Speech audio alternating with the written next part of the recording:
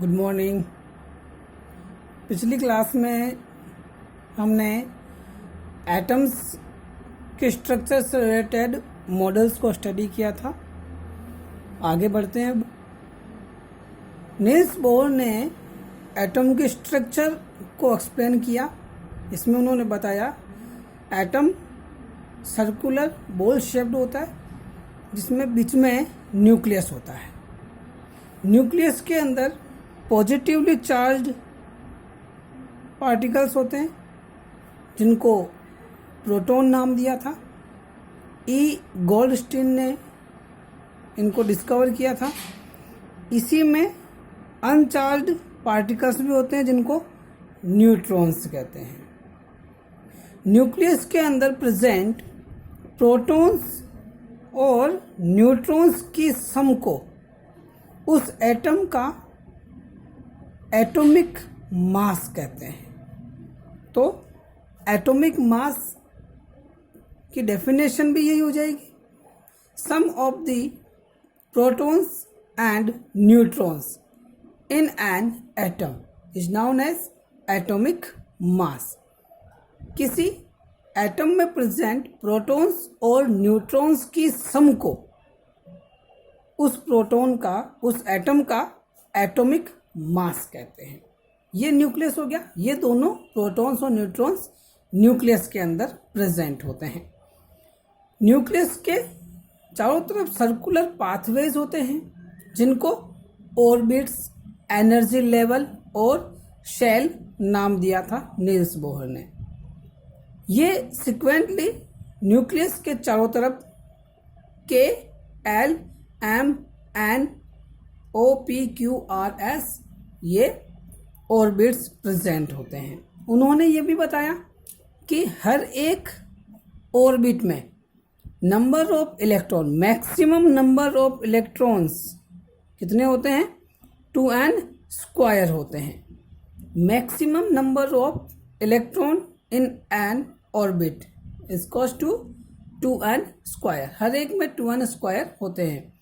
इसी बेसिस पे के में मैक्सिमम 2 इलेक्ट्रॉन्स होते हैं, एल में 8 इलेक्ट्रॉन्स, एम में 18 इलेक्ट्रॉन्स और एन में 32 इलेक्ट्रॉन्स प्रेजेंट होते हैं। इसी के साथ ऑक्टेट रूल भी था।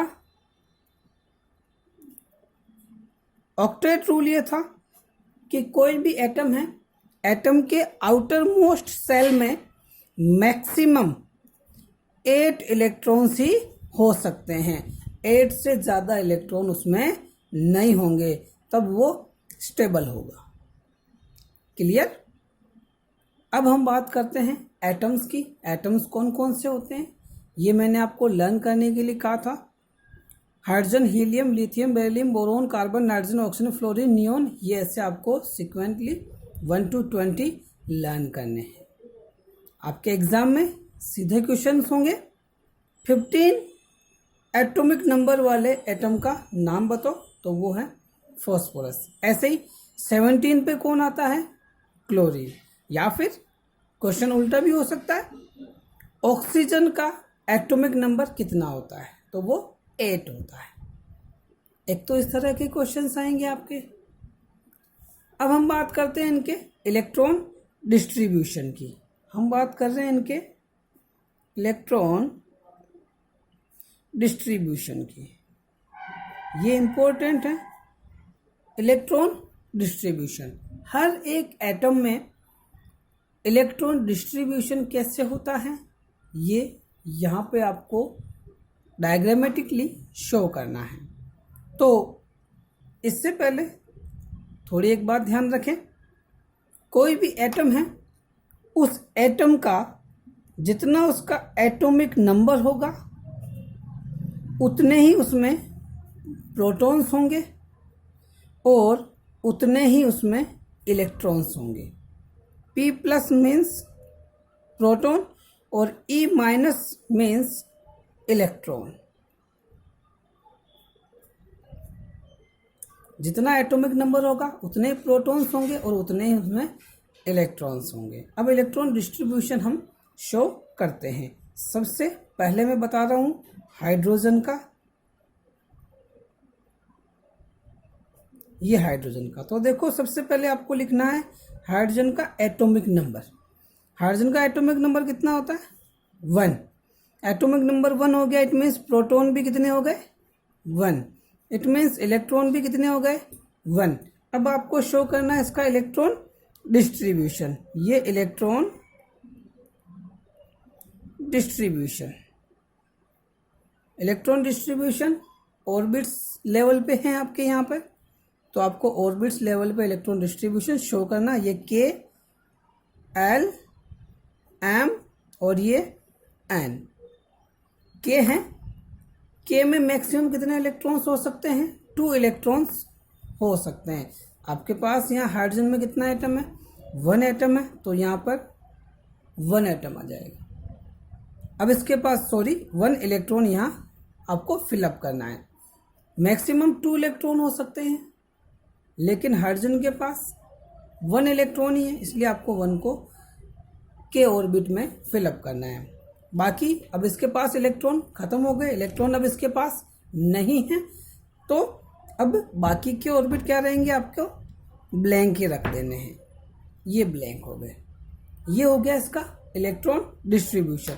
अब आपको इसको ड्रॉ करना है। ये हाइड्रोजन का न्यूक्लियस, न्यूक्लियस में ये प्रोटॉन्स, प्रोटॉन कितने हो गए? 1, क्योंकि एटॉमिक नंबर भी 1 होता है। क्लियर? और न्यूट्रॉन, हाइड्रोजन में न्यूट्रॉन 0 होते हैं।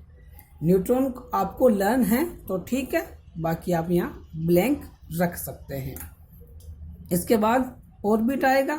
न्यूक्लियस के बाद फर्स्ट ऑर्बिट आता है के ऑर्बिट। इसके के ऑर्बिट में 1 इलेक्ट्रॉन है, तो आपको 1 इलेक्ट्रॉन यहाँ ऐसे फिलअप कर देना है। क्लियर? ये हो गया है हाइड्रोजन का इलेक्ट्रॉन डिस्ट्रीब्यूशन। ऐसे ही बात करेंगे नंबर 2। अब मैं बात कर रहा हूँ इलेक्ट्रॉन डिस्ट्रीब्यूशन बोरोन के लिए। ये बोरोन के लिए देखो वही काम करना आपको। सबसे पहले एटॉमिक नंबर, बोरोन का एटॉमिक नंबर 5 हो गया। बोरोन में number of protons 5, number of electrons 5। अब इसका इलेक्ट्रॉन डिस्ट्रीब्यूशन करेंगे। इलेक्ट्रॉन डिस्ट्रीब्यूशन में के, एल, एम और ये एन ऑर्बिट आपको शो करने हैं। इसके बाद देखो के में मैक्सिमम 2 इलेक्ट्रॉन्स हो सकते हैं। आपके पास बोरोन में 5 इलेक्ट्रॉन्स हैं, तो क्या करना, ये सिक्वेंटली यहाँ पर स्टैंड करेंगे। तो आपको सबसे पहले के ऑर्बिट को फिलअप करना है। के में मैक्सिमम 2 इलेक्ट्रॉन्स हो सकते हैं, आपको 2 इलेक्ट्रॉन इनमें फिलअप करने हैं।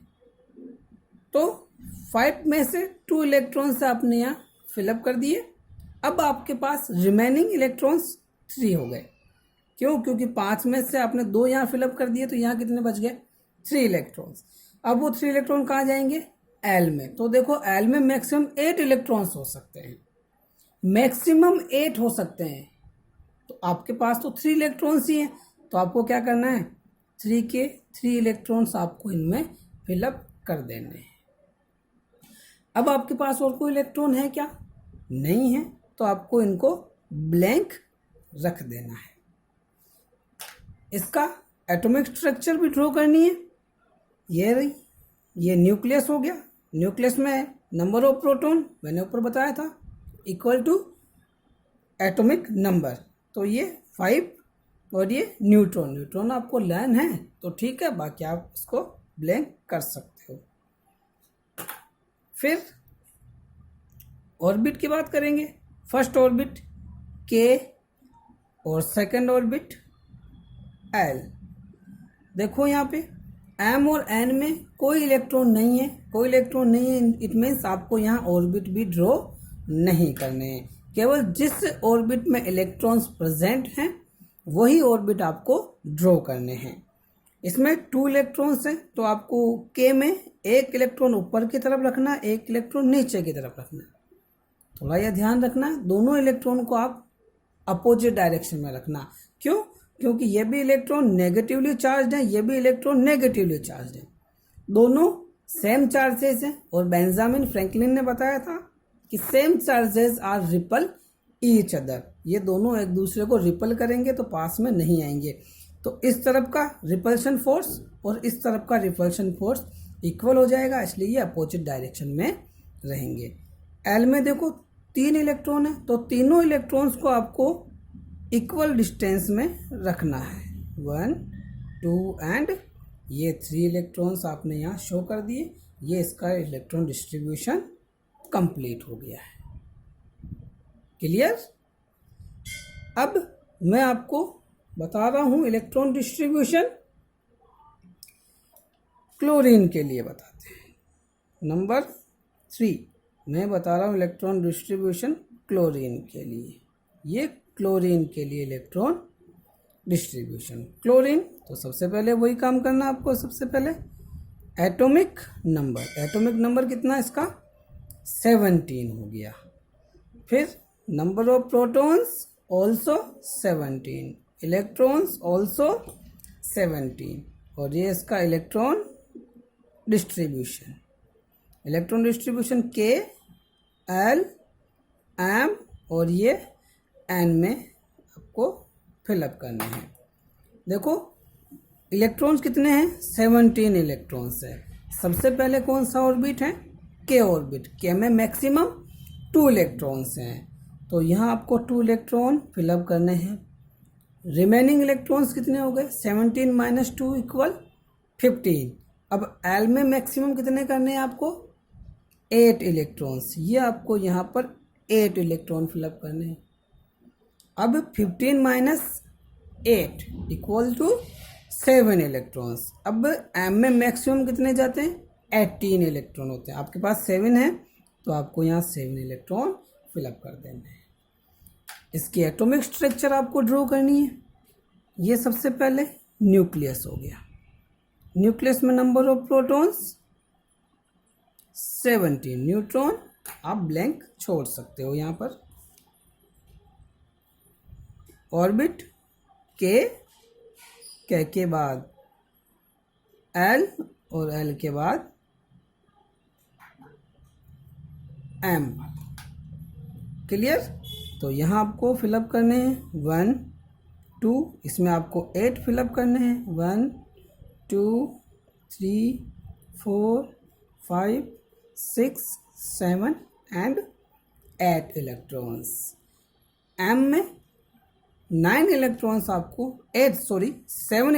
आपको फिलअप करने हैं, 1 2 3 4 5 6 एंड 7 इलेक्ट्रॉन। ये इसका इलेक्ट्रॉन डिस्ट्रीब्यूशन कंप्लीट हो गया। क्लियर? अब मैं आपको बता रहा हूं इलेक्ट्रॉन डिस्ट्रीब्यूशन पोटेशियम के लिए। नंबर 4 पोटेशियम के लिए सिंबल के। सबसे पहले इसका एटॉमिक नंबर, पोटेशियम का atomic number 19, number of protons भी 19, नंबर ऑफ इलेक्ट्रॉन्स भी 19। क्लियर? अब इसका इलेक्ट्रॉन डिस्ट्रीब्यूशन, सबसे पहले के, फिर एल, एम और एन हो गया। यहाँ पर देखो 19 इलेक्ट्रॉन्स आपके पास हैं। इनमें से के में मैक्सिमम 2 इलेक्ट्रॉन्स आपको फिलअप करने होंगे। ये देखो के में 2, एल में 8, एम में 18 और एन में 32 इलेक्ट्रॉन्स। इस बेसिस पे आपको फिलअप करने हैं इलेक्ट्रॉन्स। एम है, सबसे पहले के आता है। के में मैक्सिमम 2 इलेक्ट्रॉन्स होंगे, तो आपको यहाँ मैक्सिमम 2 इलेक्ट्रॉन्स फिलअप करने हैं। 19 माइनस 2 इक्वल 17 इलेक्ट्रॉन्स आपके पास रिमेनिंग होते हैं। 17 इलेक्ट्रॉन्स रिमेनिंग है। अब एल में मैक्सिमम 8 इलेक्ट्रॉन्स है, तो आपको यहाँ पर 8 इलेक्ट्रॉन्स फिलअप करना।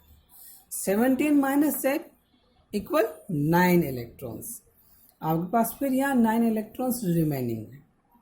एम में देखो मैक्सिमम 18 इलेक्ट्रॉन्स होते हैं, तो आपको यहाँ 9 तो इजीली आ गई, तो आप यहाँ 9 लिखोगे।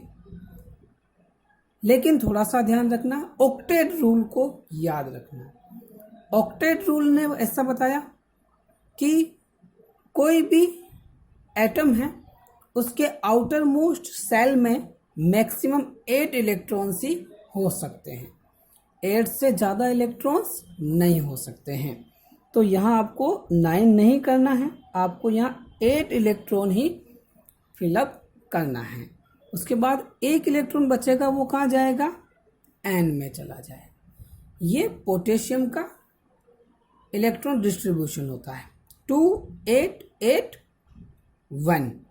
और इसको आपको एटॉमिक स्ट्रक्चर से ड्रॉ करना है। ये के में number of protons 19, number of neutrons 21। ये न्यूट्रॉन्स आपको लेना तो ठीक है, बाकी आप इसको ब्लैंक छोड़ सकते हो। इसके देखो चारों ऑर्बिट में इलेक्ट्रॉन्स हैं, इसका मतलब आपको यहाँ भी चारों इलेक्ट्रॉन्स आपको ड्रॉ करने हैं। के एल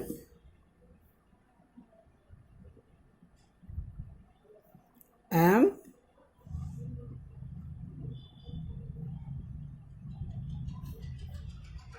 एन। क्लियर? अब आपको इसमें इलेक्ट्रॉन डिस्ट्रीब्यूट करने हैं। के में 2 इलेक्ट्रॉन्स, एल में 8 इलेक्ट्रॉन्स, 1 2 3 4 5 6 7 एंड 8। एम में भी 8 इलेक्ट्रॉन्स, 1 2 3 4 5 6 7 एंड 8 इलेक्ट्रॉन। और एन में 1 इलेक्ट्रॉन्स। ये आप कहीं पर भी इसको बना सकते हो। क्लियर? ये होता है इलेक्ट्रॉन डिस्ट्रीब्यूशन। तो आज का होमवर्क है आपके लिए, आपको ऐसे ही इलेक्ट्रॉन डिस्ट्रीब्यूशन शो करना है। ये आपके लिए आज का होमवर्क है। Question, show the electron distribution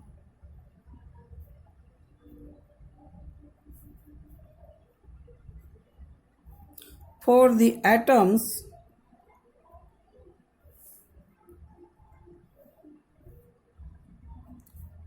of atomic number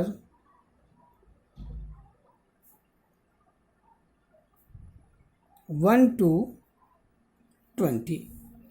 आपको 1 to 20 तक के एटॉमिक नंबर 1 to 20 जितने भी एटम्स हैं, ये पीछे हमने इनकी बात की थी, ये रहे एटॉमिक नंबर 1 to 20। ये जितने भी एटम्स हैं आपको सिक्वेंटली इनका इलेक्ट्रॉन डिस्ट्रीब्यूशन शो करना है। अपनी नोटबुक में इनको शो करोगे, डायग्राम भी बनाना है। इसी बेसिस पे आपको अपना होमवर्क कंप्लीट करना है। सबसे पहले एटम का नेम लिखोगे, नेम लिखने के बाद में ब्रैकेट में उसको सिंबलाइज करोगे, उसका सिंबल क्या होता है। उसके बाद atomic number, number of protons, number of electrons, electron distribution in table KLMN and atomic structure को भी आपको ड्रॉ करना है। क्लियर? बाकी की बात फिर वो करेंगे। Thank you.